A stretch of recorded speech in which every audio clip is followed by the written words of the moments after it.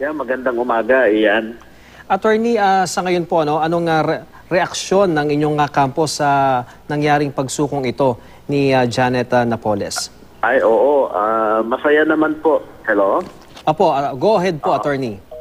Masaya naman po kaming lahat at finally ay sumuko siya sa otoridad at magbibigay daan na ito ng paglilitis sa korte doon sa kaso niya na serious illegal detention at para maibigay na rin niya yung kanyang paliwanag doon sa aligasyon ng mga whistleblower na siya ay personal na nakinabang doon sa mga pondo na nanggaling sa gobyerno na idinaan sa mga foundations na ito. At yung pagsuko niya kasi ay nakikita ko na wala na rin kasing ibang mahingan ng tulong dahil marami pang ibang mga empleyado niya ang nagbigay na ng pahayag sa Department of Justice na talaga namang si Ginang Napoles ang mastermind ng mga foundations na ito.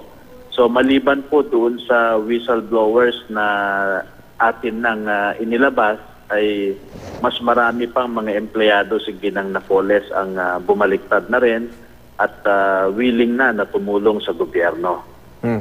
Attorney, nabanggit ni Secretary Rojas na siyempre bukod dyan sa kasong serious illegal detention ay nakaamba yung pagsasampa ng kasong plunder laban nga dito kay Janet Lim Napoles. Pero sinabi ni Secretary Rojas na hindi pa napag-uusapan kung pwedeng gawing state witness itong si Janet Lim Napoles. Pero anong magiging aksyon ng kampo nyo kung sakaling gawing witness itong si Janet Lim Napoles, Attorney?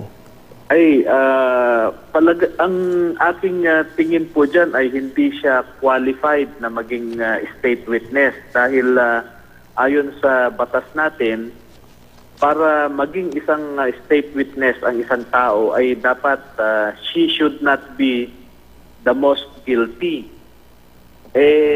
Lumalabas po sa ating mga ebidensya na isa siya sa mga most guilty Si Mrs. Napoles together with certain lawmakers ay kapwa mga most guilty ang mga ito. So palagay ko hindi siya ma-qualify as a state witness. Alright. Maraming salamat po sa inyong panahon, Attorney Levito Baligod, ang abogado nga po nitong si Ben Herloy.